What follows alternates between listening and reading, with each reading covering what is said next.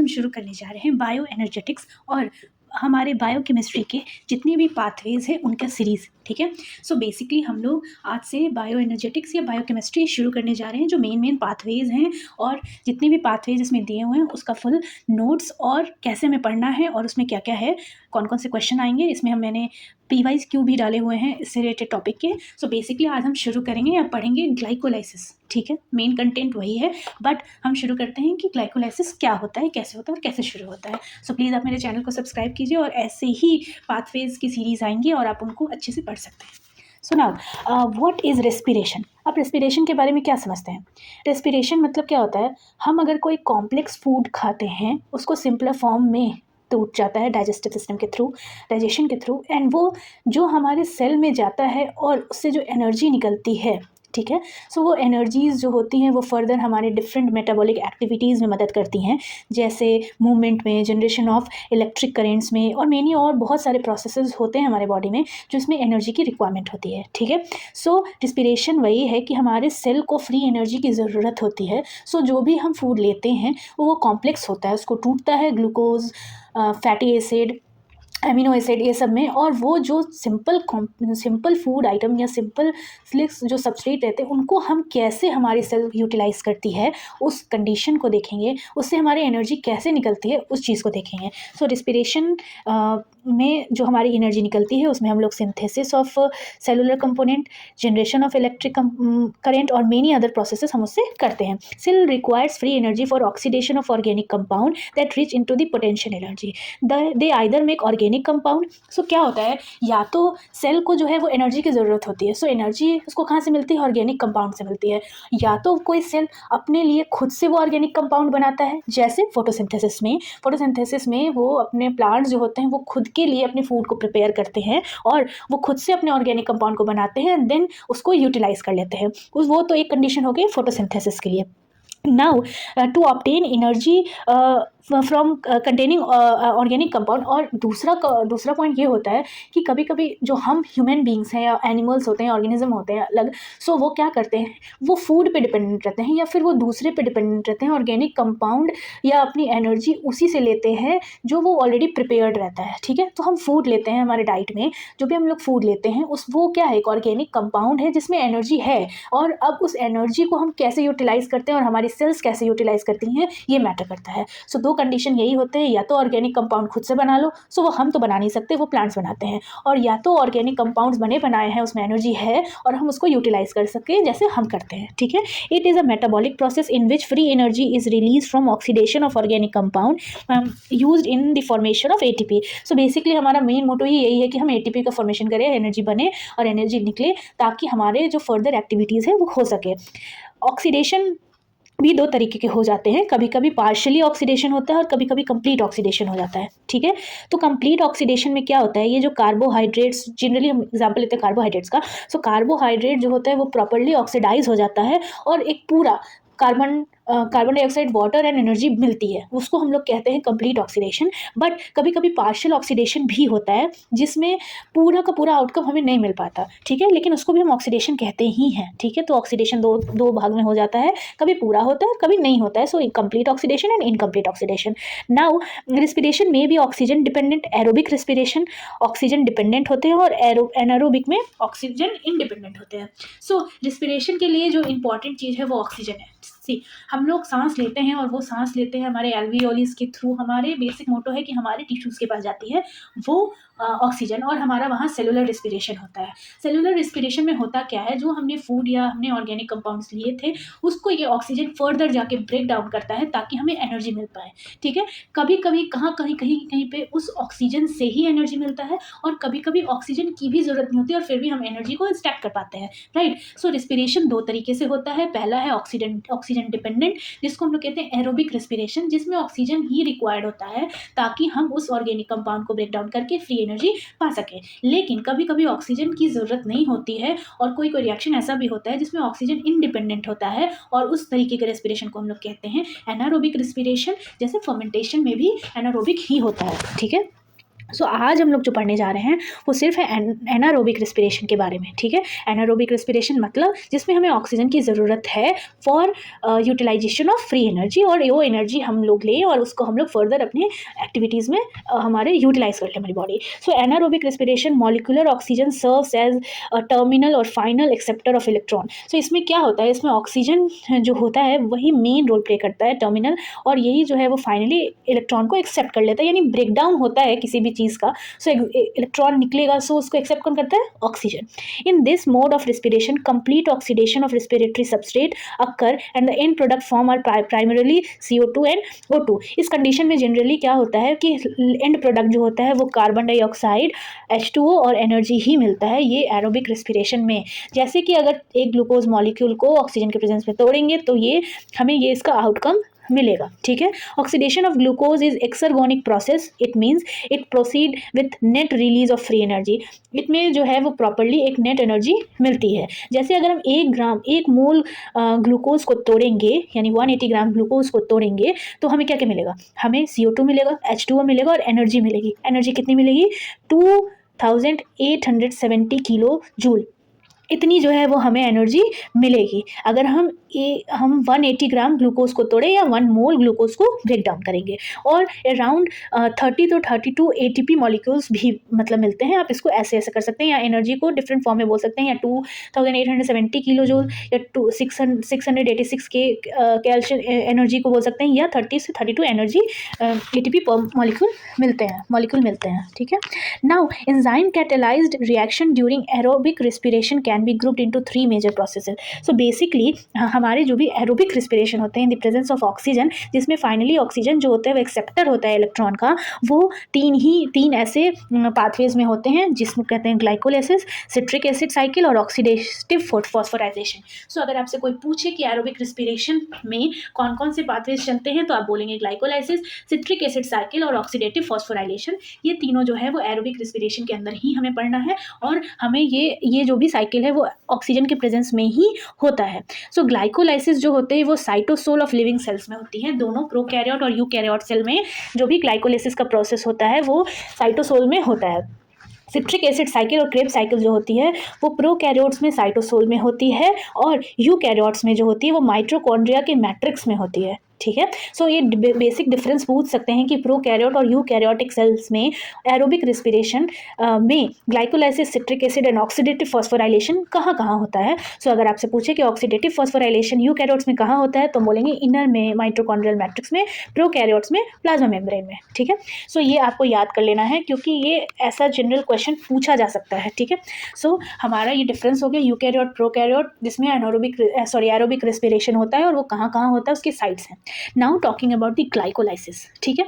सो glyco मतलब क्या होता है, स्वीट होता है, एंड लाइसिस मतलब स्प्लिटिंग। सो बेसिकली हम इसमें शुगर का स्प्लिटिंग करते हैं या स्वीट चीज़ का स्प्लिटिंग करते हैं। इसको हम लोग एम्बेडेन मायर हॉफ पाथवे भी कहते हैं, ठीक है। जनरली इससे क्वेश्चन नहीं पूछते हैं, बट ठीक है, आपको एक्स्ट्रा नॉलेज के लिए आप ये याद कर सकते हैं।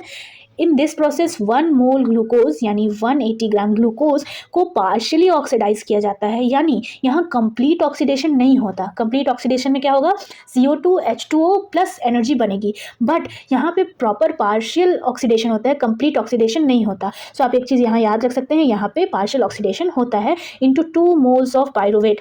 सो बेसिकली एक ग्लूकोज होता है वो 6 कार्बन कंटेनिंग कंपाउंड है। सो उसको क्या करते हैं, वो भी हमारे सेल के लिए बहुत बड़ा हुआ ग्लूकोज 6 कार्बन का। सो हमारा जो ये पार्शियल ऑक्सीडेशन की वजह से ये 3 कार्बन के 2 पायरुवेट बन जाते हैं, ठीक है। सो 3 कार्बन के 2 कंपाउंड्स बन जाते हैं। सो बेसिकली 6 कार्बन वाले को हम लोग तोड़ दिए 3 इंटू 2 में, यानी 2 पायरुवेट बनता है जो कि एक 3 कार्बन कंपाउंड होता है, ठीक है।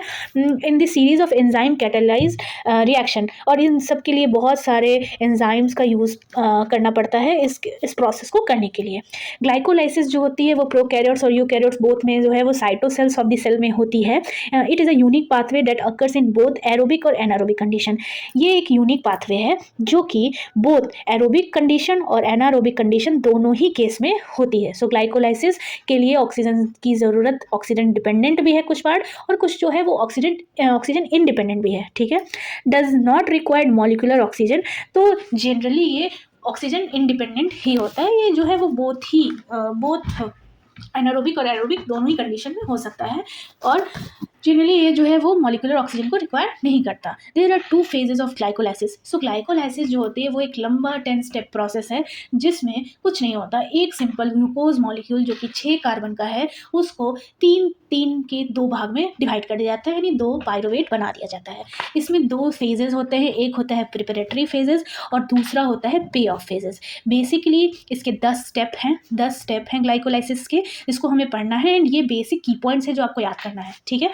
पहला है व्हाट इज फॉस्फोराइलेशन। सबसे बड़ा क्वेश्चन यही हो जाता है, हम जैसे ही फॉस्फोराइलेशन सुनते हैं और हमें लगता है कि अरे राम ये क्या पढ़ना पड़ेगा।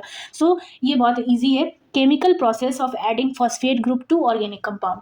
हम बेसिकली क्या करते हैं, ऑर्गेनिक कंपाउंड को ही ब्रेक डाउन करते हैं और उससे एनर्जी लेते हैं, ठीक है। सो ये एक ऐसा केमिकल प्रोसेस है जिसमें हम अपने ऑर्गेनिक कंपाउंड में फॉस्फेट ग्रुप जोड़ देते हैं, ठीक है, उसी को कहते हैं फॉस्फोराइलेशन। ये बहुत सिंपल है एंड बहुत अच्छा है, और आपको ये आगे पढ़ना है, सो आपको ये की पॉइंट्स हमेशा याद रखने हैं। So now second is what is isomerism. Isomerism क्या है, change of structure of molecule without changing chemical composition, ठीक है।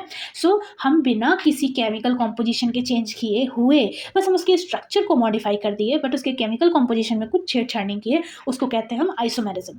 सो आइसो एंजाइम्स क्या होते हैं, different form of same enzyme that catalyse the same reaction. मान लो कि एक ही एंजाइम है, ठीक है, वो तोड़ने का काम कर रहा है, ठीक, और दूसरा एंजाइम है वो भी तोड़ने का काम कर रहा है, तो बेसिकली वो सेम एंजाइम ही होते हैं, बट उनके जो different form of same enzyme, उसके फॉर्म अलग अलग होते हैं जो कि एक ही रिएक्शन को कर रहे होते हैं, ठीक है। तोड़ने का काम ही सपोज दैट कोई कर रहा है तो वो वही काम करेगा, पर उनके फॉर्म अलग अलग होते हैं, ठीक। What is cleavage, breaking bond between atom ion और ग्रुप। हम लोग जनरली जो बॉन्ड को ब्रेक करके एटम आयन और ग्रुप ऑफ आयन मिलता है उसे हम लोग क्लीवेज का प्रोसेस कहते हैं। नाउ ये 4-5 टर्म्स हमें याद रखनी है। चलो अब हम चलते हैं हमारे 10 स्टेप्स ऑफ ग्लाइकोलाइसिस पे, जो कि बहुत ही इंपॉर्टेंट है हमारे CSIR नेट लाइफ साइंस के लिए। इससे क्वेश्चन आते हैं, इसके एंजाइम से भी रिलेटेड क्वेश्चन आते हैं और इससे भी क्वेश्चन आते हैं। सो 10 स्टेप में 2 भाग में बांट दीजिए, पहला है प्रिपरेटरी फेज एंड दूसरा है पे ऑफ फेज। सो बेसिकली 1 से लेकर 6 तक, 1 से लेकर 5 तक जो होता है वो प्रिपरेटरी फेज है, एंड स्टेप 6 से लेकर स्टेप 10 तक जो है वो पे ऑफ फेज है, ठीक है। इसमें पे ऑफ फेज और प्रिपरेटरी फेज में क्या अंतर है, प्रिपरेटरी फेज में हम जितना भी ज़्यादा एनर्जी है अपनी यूज़ करते हैं, मतलब उसको देते हैं, इन्वेस्ट करते हैं, बट पे ऑफ फेज में हम एनर्जी बनाते हैं, ठीक है। सो भाई हमने पहले तो अपनी पूरी मेहनत लगा दी, हमने लगा कर CSIR निकाल लिया, और ये जो थी वो हमारी प्रिपरेटरी फेज चल रही है, और जब हमें उसका आउटकम मिलेगा या एनर्जी मिलेगी उसको हम लोग पे ऑफ फेज बोलते हैं, ठीक है। हमारी मेहनत रंग लाएगी उस फेज को। सो 10 स्टेप्स ऑफ ग्लाइकोलाइसिस क्या है, पहला स्टेप है फॉस्फोराइलेशन। सो फॉस्फोराइलेशन में हमने क्या देखा था कि हमने किसी ऑर्गेनिक कंपाउंड में बस फॉस्फेट जोड़ देना था। सो कहानी शुरू होती है ग्लूकोज से, ठीक है। ग्लूकोज एक 6 कार्बन कंपाउंड है। Glucose is phosphorylated by ATP to form glucose 6 phosphate. So glucose एक ऑर्गेनिक कंपाउंड है, ठीक है, उसमें हमने ATP फॉस्फोराइलेट कर दी, ठीक है। फॉस्फोराइलेट करके हम क्या बना दिए, ग्लूकोज 6 फॉस्फेट, ठीक, इन the presence of hexokinase enzyme, ठीक है। ये एक इरिवर्सिबल प्रोसेस है। इरिवर्सिबल प्रोसेस क्या, जब एक बार ग्लूकोज 6 फॉस्फेट में बदल गया तो वो वापस से ग्लूकोज 6 फॉस्फेट ग्लूकोज नहीं बन सकता, ठीक है। It is a irreversible process. इसमें एक खासियत ये है कि जैसे ही ग्लूकोज 6 फॉस्फेट बनता है, जो नेगेटिव चार्ज होता है फॉस्फेट पे, ठीक है, वो क्या करता है, उस ग्लूकोज 6 फॉस्फेट को प्लाज्मा मेम्ब्रेन क्रॉस नहीं करने देता, उसको उससे पास ही नहीं करने देता। सो बेसिकली ग्लाइकोलाइसिस का जो भी प्रोसेस होता है वो हमारे साइटोप्लाज्म में चलता है। सो साइटोप्लाज्म के जो मेम्ब्रेन होता है, plasma membrane, so glucose 6 phosphate जैसे ही बन जाता है, ये बेचारा क्या करता है, ये जो उसके ऊपर फॉस्फेट में नेगेटिव चार्ज होता है वो उसको कहता है कि नहीं, अब तो तुम 6 फॉस्फेट बन गए हो, अब तो तुम बाहर नहीं जा सकते। So trapping of glucose inside the cell, इसको हम लोग कहते हैं trapping of glucose inside the cell. बेचारा वो ग्लूकोज टूट के 6 फॉस्फेट बना और फॉस्फोराइलेशन उसमें हुआ, एडिंग हुआ, और उसके बाद वो ग्लूकोज उसी के अंदर रह जाएगा। It is irreversible process catalyse by hexokinases. आप ऐसे सोचिए कि एक ग्लूकोज है, बेचारे उसको पकड़ के हमारे सेल के पास ले आया गया, सेल के अंदर, और सेल के अंदर ले जाकर उसको बहुत तोड़ा जाएगा, उसको बहुत पीटा जाएगा, बहुत मारा जाएगा। तो आप क्या करेंगे, प्रोटेक्शन के लिए आप क्या करेंगे, भागेंगे उस सेल से। सो क्या करता है, हमारा साइटोप्लाज्म इतना तेज़ है, इतना साइटोसोल तेज़ है कि वो क्या करता है, जैसे ही पहले उसको फॉस्फोराइलेट कर देता है, फॉस्फोराइलेट करके उस पर नेगेटिव चार्ज लगा देता है, और इसके वजह से बेचारा ग्लूकोज जो है वो बाहर ही नहीं जा सकता। सोल्जर्स जो प्लाज्मा मेम्ब्रेन पे होते हैं वो सोचेंगे नहीं अभी बाहर नहीं जा सकता, तुम बाहर के आदमी हो, तुम बाहर नहीं जा सकते, ठीक है। सो इसी वजह से एक ग्लूकोज का ट्रैपिंग हो जाता है। It is irreversible process catalyse by hexokinase. इसमें जो एंजाइम यूज होता है वो हेक्सोकाइनेज होता है। They present in all cell of organism. So basically hexokinase enzyme वैसा एंजाइम है जो कि सारे ऑर्गेनिज्म में प्रेजेंट होता है। हेक्सोकाइनेज जो होता है वो डाईवैलेंट मेटल आयन को जरूरत पड़ती है उसको कि वो अपनी एक्टिविटी को फर्दर अच्छे से परफॉर्म कर सके। सो आपसे कोई पूछेगा कि कौन से डाईवैलेंट एंजाइम जो है वो हेक्सोकाइनेज के द्वारा यूज किया जाता है, सो Mg2+ एंड Mn2+। सो हमारी जो हेपेटोसाइट सेल्स यानी हमारे लीवर्स के सेल और हमारे पैंक्रियाज के बी सेल्स, ठीक है, बी सेल्स और हेपेटोसाइट सेल्स जो होते हैं वो भी एक हेक्सोकाइनेज को कंटेन किए रहते हैं। सो लेकिन वहाँ के जो हेक्सोकाइनेज है उसको हम लोग कहते हैं ग्लूकोकाइनेज, ठीक है, ग्लूकोकाइनेज कहते हैं। सो बेसिकली ग्लूकोकाइनेज और हेक्सोकाइनेज देखिए उनकी एक्टिविटी सेम है, ठीक, बट वो जो है वो अलग अलग फॉर्म में पाए जा रहे हैं, इसीलिए हम उसको कहते हैं आइसोएंजाइम्स, ठीक है, कि उनका एक्टिविटी सेम है, उनका कैटालिसिस का काम सेम है, बट वो जो है वो अलग अलग फॉर्म में जाने जाते हैं, पाए जाते हैं, इसलिए उसको कहते हैं आइसोएंजाइम्स। सो हेक्सोकाइनेज जो हमारे लीवर और हमारे पैंक्रियाज में प्रेजेंट होते हैं उनको हम लोग कहते हैं ग्लूकोकाइनेज, ठीक है। ये जो ग्लूकोकाइनेज हमारे लीवर और हमारे पैंक्रियाज में प्रेजेंट होते हैं hepatocyte cells and B cells में, उनका जो होता है Km वैल्यू और Vmax वैल्यू जो होता है वो जनरली हेक्सोकाइनेज से ज़्यादा होता है, ठीक है। Kinase is trivial term of enzyme which are ATP dependent phosphoride transferase. So basically kinase जो होते हैं वो एक एंजाइम डिपेंडेंट है, एंजाइम है जो कि जनरली ATP पे डिपेंड होते हैं अपने काम को, एक्टिविटी को करने के लिए, ठीक है। Now the second step is isomerization. Isomerization में अभी हम लोगों ने देखा था कि व्हाट इज आइसोमराइजेशन, वही जिनका स्ट्रक्चर सेम होती है, स्ट्रक्चर में डिफरेंट हो जाता है बट केमिकल कॉम्पोजिशन सेम होता है। So conversion of glucose 6 phosphate to fructose 6 phosphate. So basically हमारा जो ग्लूकोज 6 फॉस्फेट बना था, हमारा जैसे ही ग्लूकोज पे फॉस्फेट ग्रुप जुड़ा और नेगेटिव बन गया चार्जेस, उसको फर्दर फ्रुक्टोज 6 फॉस्फेट में तोड़ दिया जाता है। याद रखिएगा ये जो है वो रिवर्सिबल प्रोसेस है। हम फ्रुक्टोज 6 फॉस्फेट से ग्लूकोज 6 फॉस्फेट बना सकते हैं बट हम ग्लूकोज 6 फॉस्फेट से ग्लूकोज नहीं बना सकते, ठीक है। इसमें क्या होता है जनरली, ये आइसोमराइजेशन मतलब क्या समझे आप, ये जो ग्लूकोज 6 फॉस्फेट है, ये जो ग्लूकोज 6 फॉस्फेट और फ्रुक्टोज 6 फॉस्फेट है वो है तो सेम, ठीक है, बट स्ट्रक्चरल डिफरेंस है, केमिकल कॉम्पोजिशन इनका सेम है। बेसिकली हम क्या कहते हैं, एल्डोज शुगर से ये कीटोज शुगर बन जाता है, ठीक है। इसमें जो एंजाइम यूज होती है वो है फॉस्फोग्लूकोआइसोमरेज। सो आप एंजाइम को याद रखेंगे, पहला एंजाइम हेक्सोकाइनेज जो कि इंपॉर्टेंट है, आप वो याद रखेंगे, वो डाइवेलेंट को यूज करता है Mg2+ and Mn2+। Now the second step में होता है आइसोमराइजेशन, जिसमें हम लोग ग्लूकोज 6 फॉस्फेट को फ्रक्टोज 6 फॉस्फेट में तोड़ देते हैं और इन द प्रेजेंस ऑफ फॉस्फोग्लूकोआइसोमरेज की एंजाइम के। Now the third step is phosphorylation again. इसमें फिर फॉस्फोराइलेशन होगा, किसका होगा, जब ग्लूकोज 6 फॉस्फेट जो है वो उसका आइसोमराइजेशन हो गया और फ्रुक्टोज बन गया, उस फ्रक्टोज 6 फॉस्फेट में फिर से हम फॉस्फोराइलेट कर देंगे किसको, ATP को, ठीक है, और वो बन जाएगा फ्रक्टोज 1,6 बिस फॉस्फेट, ठीक है। तो जब हम लोग फॉस्फोराइलेशन करेंगे फ्रक्टोज 6 फॉस्फेट का तो वो बनेगा fructose 1,6 bis phosphate. Bis phosphate का मतलब ये होता है कि दो सेपरेट मोनोफॉस्फेट ग्रुप को लिखा जाता है। बेसिकली यहाँ पे ये जो बिस फॉस्फेट लिखा है, सो ये जो है यहाँ पे दो मोनोफॉस्फेट ग्रुप जो है वो ऐड होंगे, इसीलिए उसको बिस बोलते हैं, ठीक है। ये भी एक इरिवर्सिबल प्रोसेस है जो कि प्रेजेंस ऑफ फॉस्फोफ्रुक्टोकाइनेज के प्रेजेंस में होता है। सो अभी तक हम लोगों ने 3 स्टेप देख लिए। पहले में भी फॉस्फोराइलेशन कर रहे थे, ATP को ऐड कर रहे थे ग्लूकोज में, दूसरा था हमारा आइसोमराइजेशन, तीसरा है हमारा फॉस्फोराइलेशन, चौथा हम लोग देखते हैं कि जैसे ही हमारा चौथा फ्रक्टोज 1,6 बिस फॉस्फेट बना, अब हम उसको तोड़ते हैं, ठीक है, यानी क्लीवेज करते हैं, किसमें, एटम आयन और ग्रुप ऑफ आयन में ये टूट जाएगा। सो ये फ्रक्टोज 6 बिस फॉस्फेट जो है वो टूट जाता है, किस में टूट जाता है, 2 या 3 कार्बन मॉलिक्यूल्स में, ठीक है। 2 और 3 कार्बन मॉलिक्यूल्स में मतलब ये जो फ्रक्टोज है, ये फ्रक्टोज है, ये जो टूटा पहला ये बना ग्लिसरल्डिहाइड 3 फॉस्फेट एंड दूसरा बना डाईहाइड्रोएसीटोन फॉस्फेट।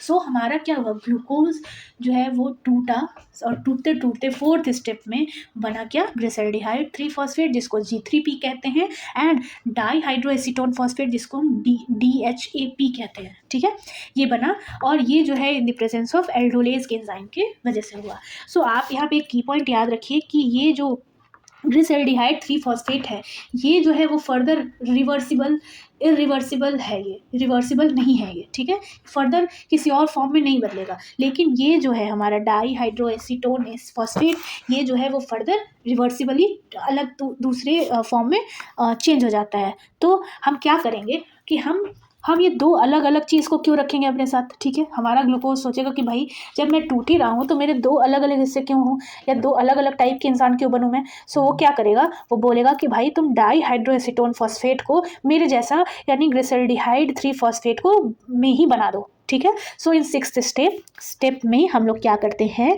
कि ये जो G3P है उसमें आइसोमराइजेशन नहीं हो सकता, लेकिन DHAP जो है ये उसमें आइसोमराइजेशन कर देते हैं और बना देते हैं ग्लिसरॉल्डिहाइड 3 फॉस्फेट। सो ये सेम कंपाउंड यहाँ पे बन गया, ग्लिसरॉल्डिहाइड 3 फॉस्फेट, ठीक है, in the presence of triose phosphate isomerase enzyme की वजह से। सो अभी तक हम लोगों ने क्या देखा, हम लोगों ने ये देखा कि बेसिकली हमारे पास एक ग्लूकोज मॉलिक्यूल से जो है वो हमने दो ग्लिसरॉल्डिहाइड 3 फॉस्फेट बना लिया है, ठीक है, by using different enzymes and investing energy, ठीक है। इसको हम लोग प्रिपरेटरी फेज कहते हैं।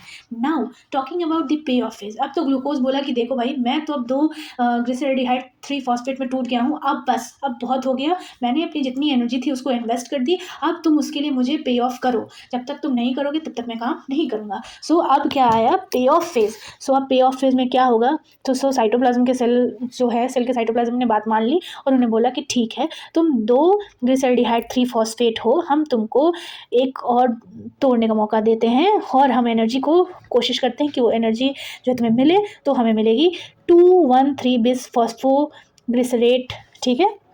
सो बेसिकली हमें दो मॉलिक्यूल मिलेंगे, दो कंपाउंड मिलेंगे 1,3 बिस फॉस्फोग्लिसरेट के, ठीक है। जो सिक्स्थ स्टेप है, जो बेसिकली पे ऑफ फेज का फर्स्ट है, वो हमें उसमें दो प्रोसेस होते हैं। पहला है फॉस्फोराइलेशन होता है, लेकिन इसमें जो भी फॉस्फोराइलेशन होता है उसमें हम लोग ATP यूज़ नहीं करते हैं, क्योंकि ग्लूकोज बेचारा बोल चुका है अब मैं अपना ATP इन्वेस्ट नहीं करूँगा। सो अब तो तुम अपना इन्वेस्ट करो। तो बेसिकली क्या करता है उस फेज़ में कि वो फॉस्फोराइलेशन तो होता है पर ATP को यूज़ नहीं करते हैं, वो लोग अपने इनऑर्गेनिक फॉस्फेट को यूज़ करते हैं। एंड दूसरा ऑक्सीडेशन होता है, जिसमें एल्डिहाइड जो है वो कार्बोक्सिलिक एसिड में बदल जाता है बाय NADH, ठीक है। सो सिक्स्थ स्टेप में हम लोगों को क्या करना है, हम लोगों का जो दो ग्लिसरॉल्डिहाइड 3 फॉस्फेट बना था वो टूट के बन जाता है 2,1,3 बिस फॉस्फोग्लिसरेट, ठीक है। इसमें दो तरीके का प्रोसेस चलते रहता है, एक होता है ऑक्सीडेशन जिसमें एल्डिहाइड जो है वो कार्बोक्सिलिक एसिड में बदल जाता है NADH के प्रेजेंस में, एंड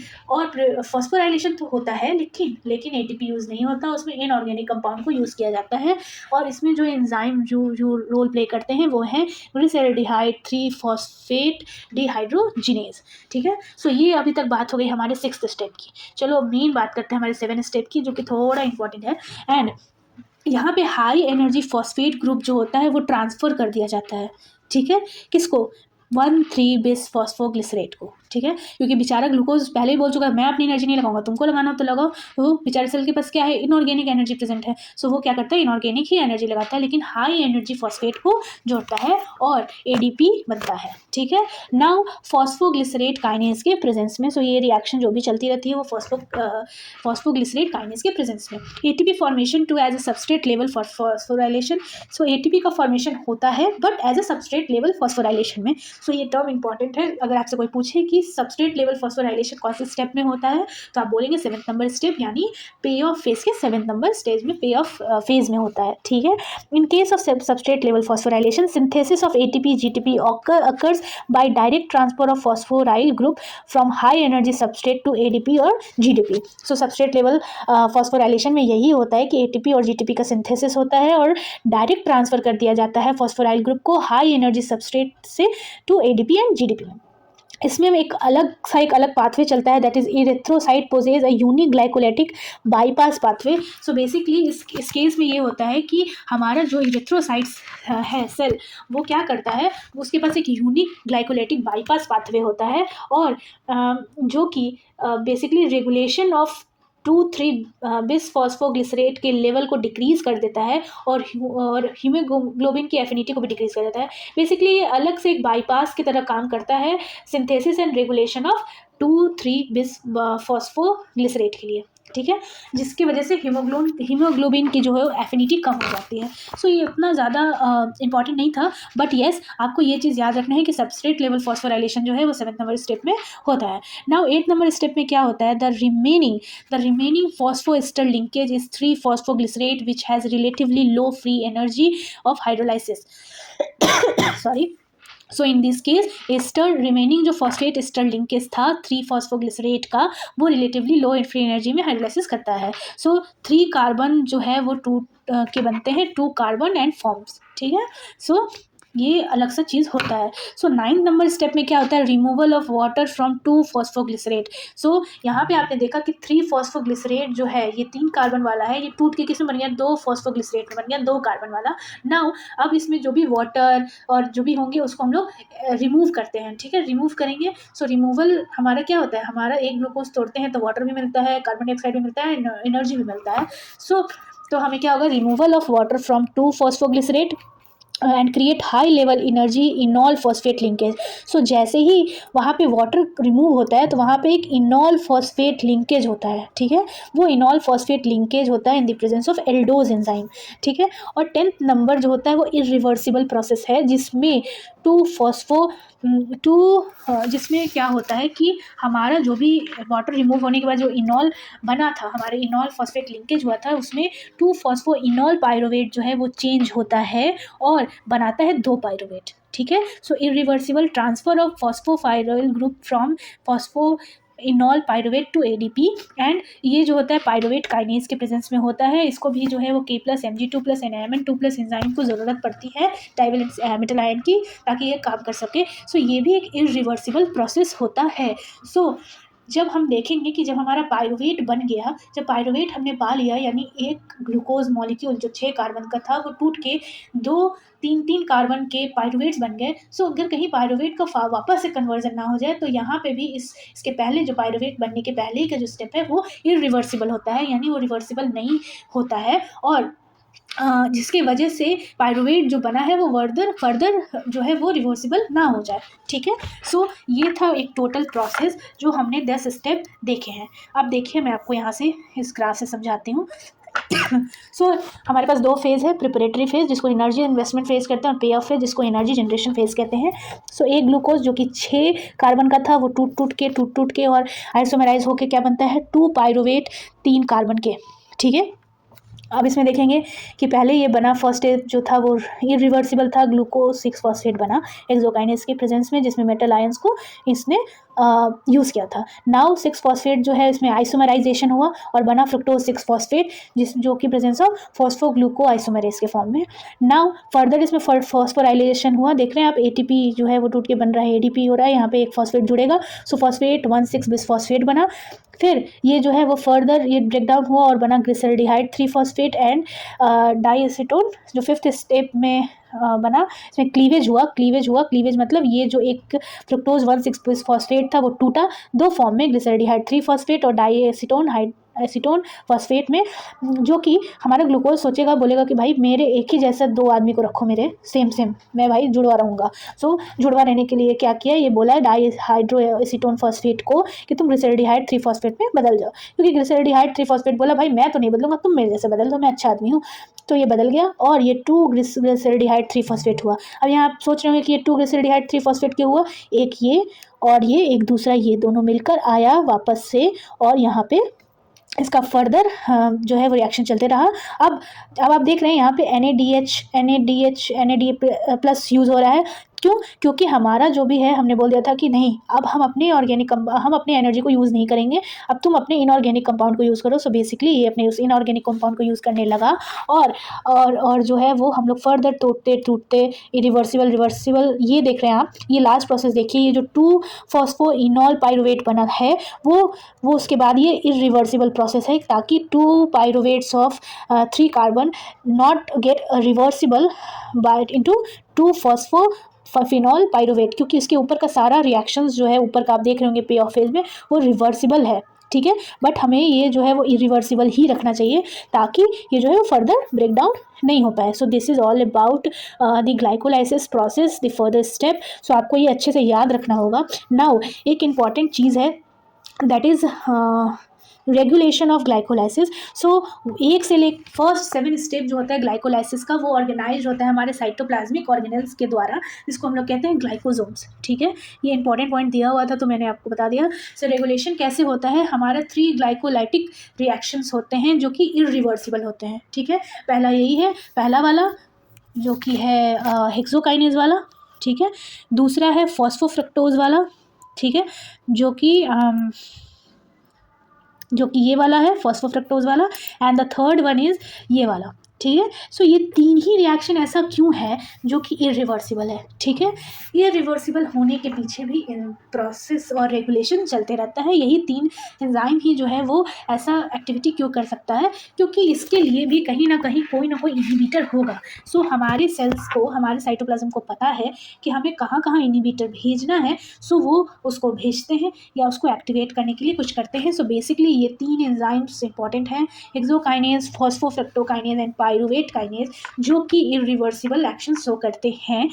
ठीक है, ये रेगुलेट होती है, जो भी ग्लाइकोलाइसिस है वो रेगुलेट होती है एलोस्टेरिक रेगुलेशन के थ्रू ऑफ 3 एंजाइम्स। ठीक है, ये एक एलोस्टेरिक की वजह से होती है। सो हमने ये देखा कि ग्लाइकोलाइसिस क्या है, एंड हमने ये देखा कि कैसे कैसे जो है वो फर्दर प्रोसेस होते हैं, पे ऑफ फेज कौन सी होती है, कौन कौन से एंजाइम रिक्वायर्ड है। So these are the questions related with the respiration और ग्लाइकोलाइसिस और फर्मेंटेशन। सो बेसिकली हम लोग 5 ही क्वेश्चन करेंगे इसके, क्योंकि इसमें आगे जो है वो फर्मेंटेशन के भी क्वेश्चन दिए हैं। सो जब हम लोग उसको एनारोबिक कंडीशन पढ़ेंगे तब हम उसको कंप्लीट करेंगे।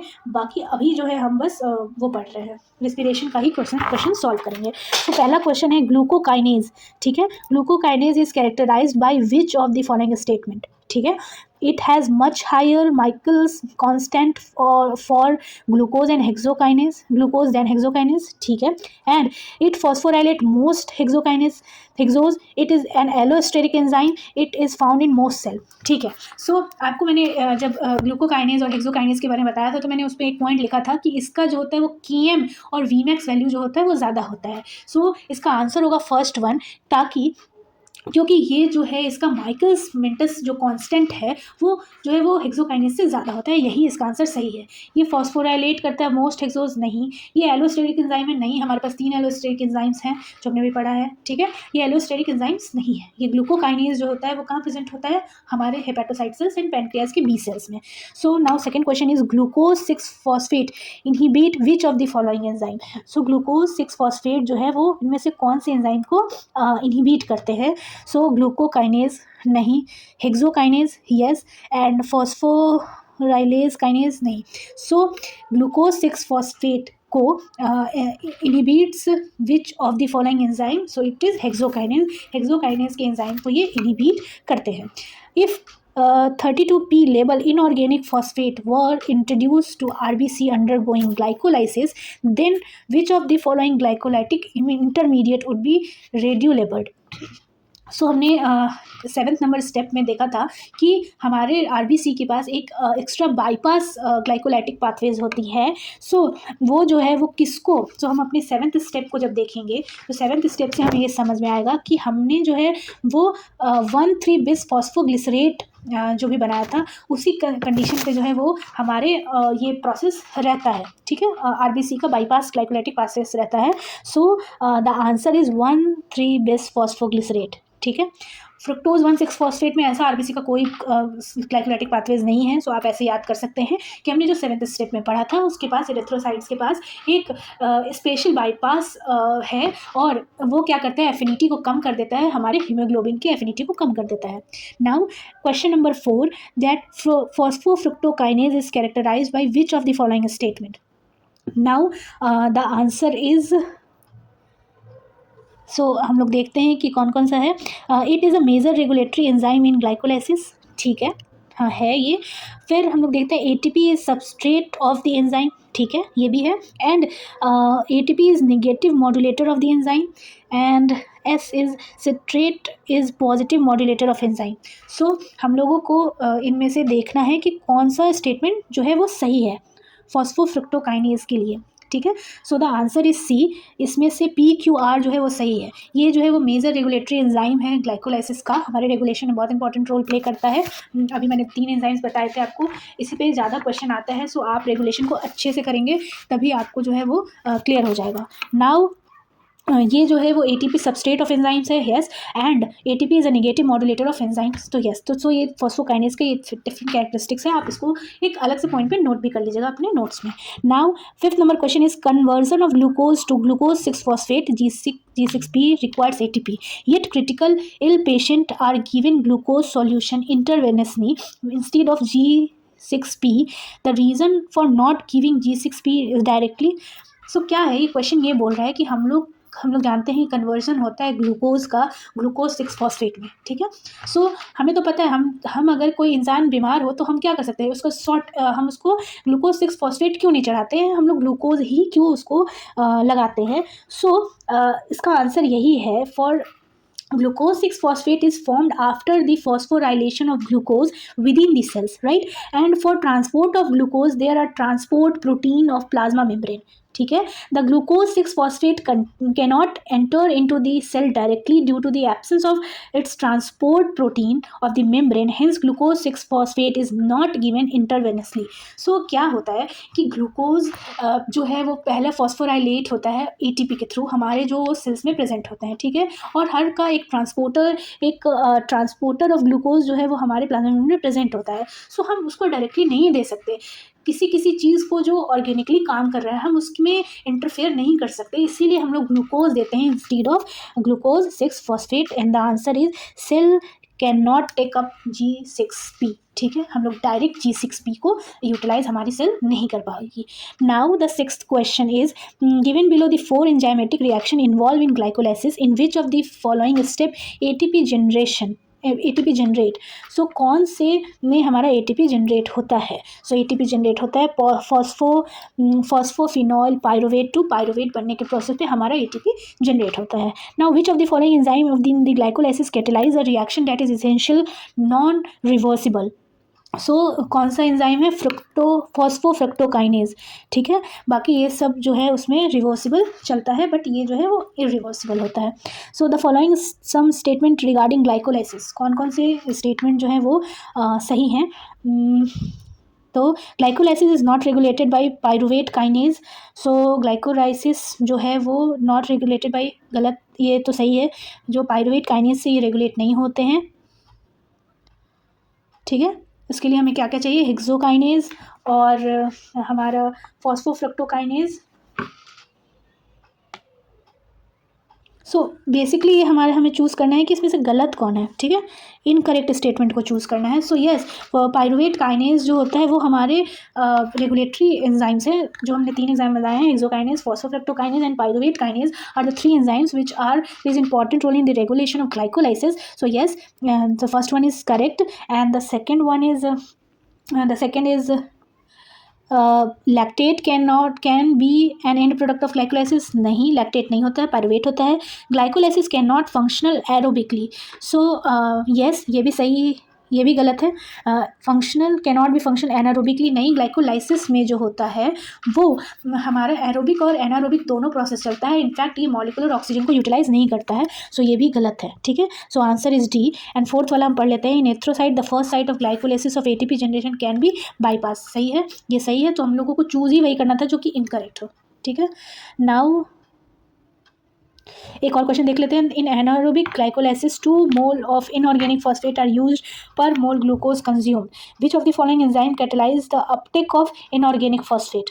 सो कौन सा हम लोग को करेंगे। So the answer is glyceraldehyde 3 phosphate dehydrogenase. So that's all everyone, thank you for being there.